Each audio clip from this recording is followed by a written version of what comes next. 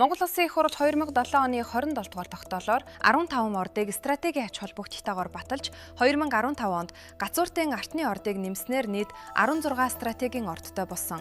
Үүнд 5 толгой нарийн сухайд, багнуур, шивээ овоо зэрэг нүүсний ордууд, мардай, дорнод, гурван булар зэрэг урааны ордууд, төмөртэй, оюу толгой, цагаан суураг, эрдэнэт үйлдвэр зэрэг зис болон төмрийн хөдрийн орд, мөн бүрэн хаан, бороогол, төмөртэй овоо, асхад, гацуур зэрэг алт төмөр, фосфорид, цайр, мөнгөний ордууд багтдаг.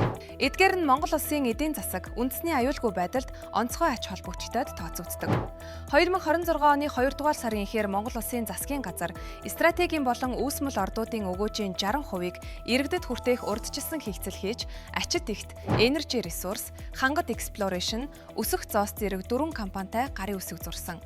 Уг тохиролцоогоор олбор ихтийн өгөөжийн 60%-ийг үндэсний баялагын санд төвлөрж, иргэдэд хүртээх зарчим баримтарч байгаа бөгөөд эцэслэн Улсын их хурлаар батлагдсанаар хуульчлагдана. Энэ талаар MCS Group-ийн түүцийн дарга Од Жаргал түр дээрэмдэж байна гэж хэлэхэд хэцүү. Олон удаагийн зөвшөлтслийн үр дүн хэмээн байр сууриа илэрхийлсэн бол ачит ихтийн үүсгэн байгуулагч цагаан компани 44% эзэмшлийг хадгалж, нийт өгөөжийн 60%-ийг татвар, төлбөр, хураамжаар төрд төвлөрүүлэх зарчим тохирсон тухай тайлбарлав.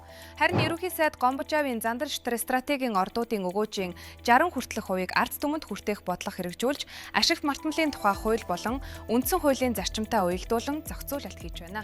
Цаашид төрийн эзэмшлийн хувь, амнаад болон зах зээлийн үнийн уялдааг тодорхой болгох бөгөөд 2030 оноос иргэдийн хуримтлалын дансыг дунджаар 10 сая төгрөгт хүргэх зорилт тавьсан тухайга хэлсэн. Баялагын сангийн мөнгийг одоогоор иргэн бүрийн нэрээр цахим хуримтлалын данс хэлбэрээр бүртгэж байгаа бөгөөд байгалийн баялагын өгөөжөөс төвлөрсөн хөрөнгийг шууд авах боломжгүй. Харин энэ хуримтлал нь ирээдүйд ашиглах зорилттой урт хугацааны хөрөнгө оруулалтын хэлбэр юм. Өнөөдрийн байдлаар баялагын сангийн мөнгө иргэн бүрийн нэрээр цахим хэлбэрээр хуримтлагдаж байна. Одоогоор дундаж хуримтлал 175 мянган төгрөг орчим. Гэхдээ энэ мөнгийг шууд авах боломжгүй. Энэ хуримтлал нь ирээдүйд ашиглах зорилттой урт хугацааны санхүү бие хөрөнгө бөгөөд 2030 оноос эхлэн тодорхой нөхцөлийн дагуу ашиглах боломж бүрдэхээр төлөвлөж байгаа аж. Тухайлбал хуримтлалыг томоохон мис засал, хүнд өвчний эмчилгээ болон гадаад эмчилгээний зардал, дотоодын болон гадаадын их дээд сургуулийн сургалтын төлбөр, орон сууцны урьдчилгаа засвар үйлчилгээ, мөн жижиг дунд бизнес эхлүүлэх санхүүжилтөд зарцуулах нөхцөлийг бүрдүүлэхээр зорж байна. Гэвч нийгэмд нэг асуулт хүчтэй хөвж байна. Энэ бол бодит баялаг уу, эсвэл сонгуулийн мөчлөгтэй уялдсан улс төрийн мессеж үү? Өнөөдөр иргэдийн дансанд мөнгө байна, гэхдээ авах боломжгүй.